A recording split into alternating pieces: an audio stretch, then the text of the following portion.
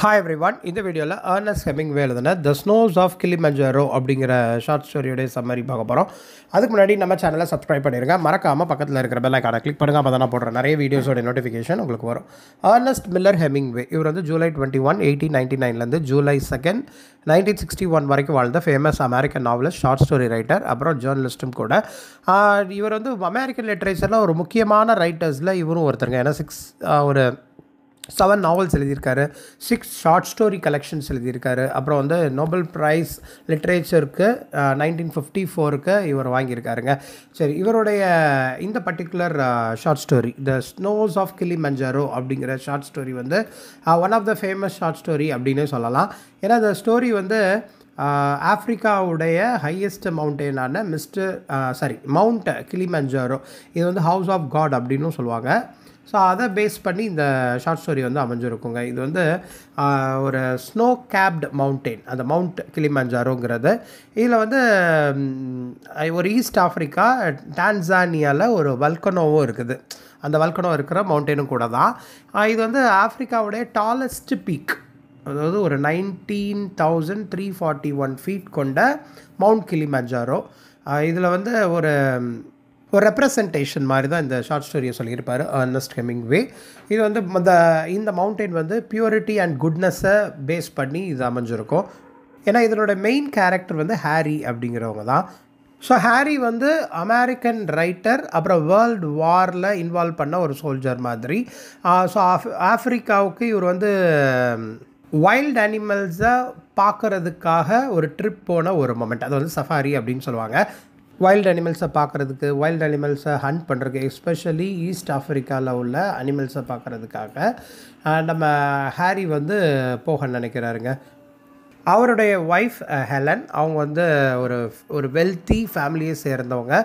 அப்புறம் ஆர்மீனியன் ஒரு விமன் ஒருத்தங்க, அன்னேம்டு ஆர்மீனியன் விமன், ஹாரியோடைய அக்வென்டன்ஸ்.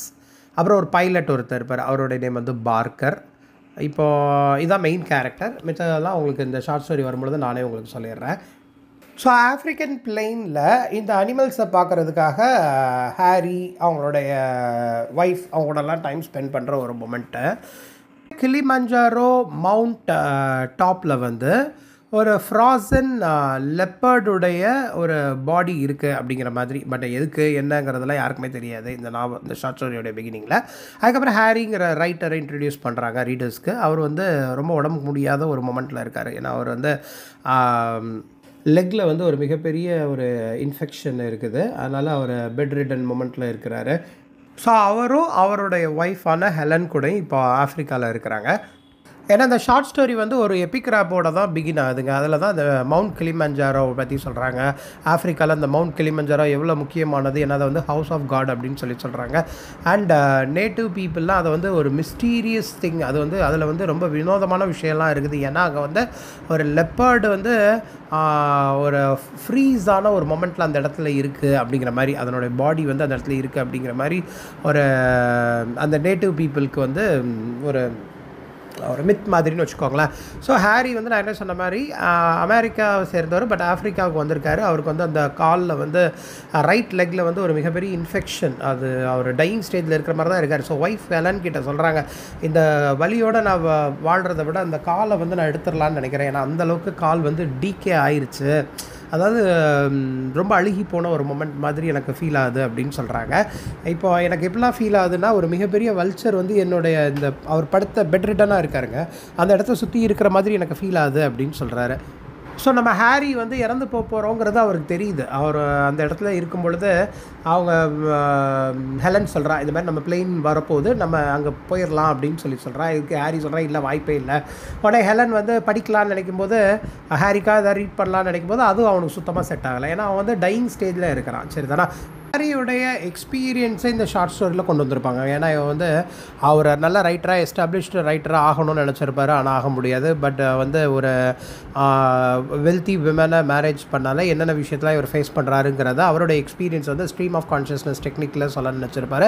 நிறைய மெமரிஸ் அவரோட மைண்டில் வந்து போகுங்க. என்னென்னா ஃபஸ்ட்டு மெமரிஸ் என்ன அப்படின்னா, இந்த ஹீரோ ஃபுல்லாக ட்ராவல் பண்ணும் பொழுது என்னென்ன பிரச்சனைலாம் அவர் ஃபேஸ் பண்ணார், ஒரு காட்டேஜில் வசித்ததாக இருக்கட்டும், அங்கே பண்ண ஹண்டிங்காக இருக்கட்டும், இருக்கட்டும், அந்த மவுண்டெயினில் அவங்க பண்ண ஒரு அட்வென்ச்சரஸ் ஆக்டிவிட்டியாக இருக்கட்டும், அப்புறம் கார்ட்ஸ் விளையாண்ட மொமெண்ட்டாக இருக்கட்டும், அப்புறம் ஆஸ்ட்ரியன் ஆஃபீஸஸ் ட்ரெயின் ஃபுல்லாக வரும் பொழுது ஒரு பாம் இங்கே வெடிக்கிற மாதிரி இருக்குது, ஒரு சத்தம் கேட்டு அந்த இடத்துல வந்து ட்ரெயின் ஃபுல்லாகவே ஆஸ்ட்ரியன் ஆஃபீஸஸ் இருந்த ஒரு மொமெண்ட்டை அவங்களுக்கு ஷாக்கிங்காக இருந்தது அப்படின்னு சொல்ல நினைக்கிறாரு. அந்த ஒரு மெமரிஸை நினச்சி பார்க்குறாரு. அது ஹாரியோடைய ஃபஸ்ட்டு மெமரியாக வந்து போகுது.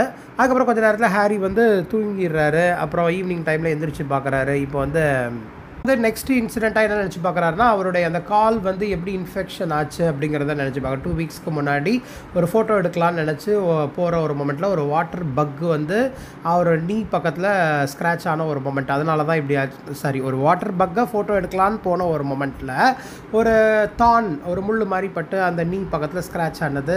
அப்போ வந்து செப்டிக் ஆயிடுச்சு அப்படின்னு சொல்கிறாங்க. அதை நினச்சி பார்க்குறாரு. அந்த ஒரு மொமெண்ட்டை ரீடர்ஸ்க்கு சொல்கிற மாதிரி அமைச்சிருப்பாங்க. ஸோ இப்போ ஹெலன் வந்து காக்டெயில் மிக்ஸ் பண்ணி ஹாரி கொண்டு வந்து கொடுக்கும்போது அதுலேயும் சின்ன சின்ன சண்டை நடக்கிற மாதிரி இருக்குங்க. இப்போ ஹாரியோட இன்னொரு மெமரிஸ் பார்த்திங்கன்னா, ஒரு ப்ராஸ்டியூட்ஸ் அவங்க வந்து கான்ஸ்டான்டினோப்பிளால் பேட்டர்னைஸ் பண்ண ஒரு மொமெண்ட் அவங்களுக்கு வந்து அந்த விஷயத்தை நினச்சி பார்க்குறாரு. அண்ட் இது வந்து நியூயார்க்கில் நடந்த ஒரு மொமெண்ட்டு நினச்சி பார்க்குறாரு. அதுக்கப்புறம் ஒரு பிரிட்டிஷ் சோல்ஜர் கூட அவருக்கு நடந்த ஒரு ஃபைட்டு ஒரு ஆர்மீனியன் ப்ராஸ்டியூட்டால் அங்கே வந்து அந்த ஒரு மொமெண்ட்டை நினச்சி பார்க்குறாரு. அப்புறம் பாரிஸ்க்கு திரும்ப வந்தது. அதுக்கப்புறம் அவங்க ஒய்ஃப் கூட இருந்த ஒரு மொமெண்ட் இதெல்லாம் நினச்சி பார்க்குறாரு. அப்புறம் ஹெலனும் ஹாரியும் டின்னர் சாப்பிட்றாங்க. அப்போ இன்னொரு மெமரி அவரோட மைண்டில் வந்து போகுது. இதில் என்னென்னா, கிராண்ட் ஃபாதருடைய ஹவுஸ் எரிஞ்ச ஒரு மொமெண்ட். அது ஒரு வுட்டன் ஹவுஸு. அது எரிஞ்சது வந்து இவங்க நினச்சி பார்க்குறாரு. இங்கே வந்து ஒரு பிளாக் ஃபாரஸ்ட்டில் வந்து இவர் வந்து ஒரு புவர் லைஃப்பை லீட் பண்ணுறாரு அப்படிங்கிறதையும் நினச்சி பார்க்குறாரு. இங்கே நம்ம இப்படி நிற்கிறோமே அப்படின்னு அதை திங்க் பண்ணி பார்க்குறாரு.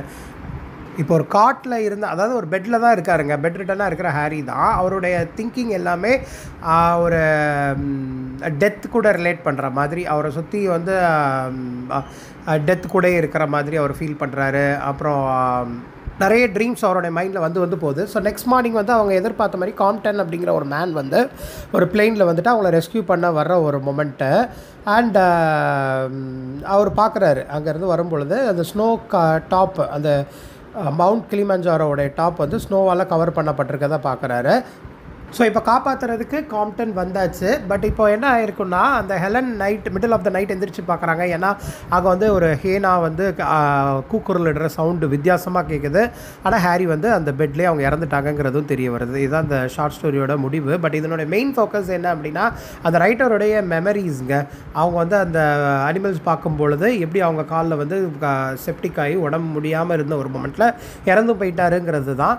ஸோ டெத்து தான் இதனுடைய மெயின் தீம். அப்புறம் அவங்களோட லைஃப்பில் நடந்த ரெக்ரெட், நிறைய விஷயத்தை அவங்க ரெக்ரெட் பண்ணி பார்க்குறது, நினச்சி பார்க்குறது, அவருடைய பிளெஸ்ஸிங், குறிப்பாக அவங்களோட ஒய்ஃப், அப்புறம் அவங்களோட லைஃப் நல்லா ஹாப்பியாக இருக்குது, அவங்களோட ரைட்டிங் டேலண்ட்டு இருந்தாலும் அவர் வந்து சக்ஸஸ்ஃபுல் பர்சனாலிட்டியாக ஆக முடியலேன்னு நினச்சி அவர் ரெக்ரெட் பண்ணார் இல்லையா, அந்த மொமெண்ட்டை அவங்க சொல்ல நினைக்கிறாங்க. ஏன்னா நிறைய ஒரு பொட்டென்ஷியல் அவருக்கு இருந்தாலும் அவரால் நல்ல ஒரு எஸ்டாப்ளிஷ்ட் ரைட்டராக அவரால் ரீச் பண்ண முடியலையே. பட் அவர் செஞ்ச ஒரு விஷயம் என்ன அப்படின்னா, ஒரு வெல்த்தி உமனை மேரேஜ் பண்ணது தான் அப்படின்னு சொல்ல நினைக்கிறாங்க.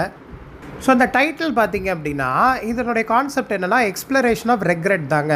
அந்த சர்ச் ஆஃப் ரெடம்ஷன், நம்ம லைஃப்பில் வந்து எதை நோக்கி வாழ்க்கை பயணிக்குது அப்படிங்கிற மாதிரி. ஏன்னா இதனுடைய கான்செப்ட் என்னென்னா, நம்ம மெயின் கேரக்டருடைய ஆஸ்பிரேஷன், அதை ரீச் பண்ணணும்னு நினச்சி ரீச் பண்ண முடியாத ஒரு மொமெண்ட்டை, அந்த மவுண்டெயின் வந்து பியூரிட்டியை சிம்பாலிக்காக ரெப்ரசன்ட் பண்ணுற கேரக்டர் தான்.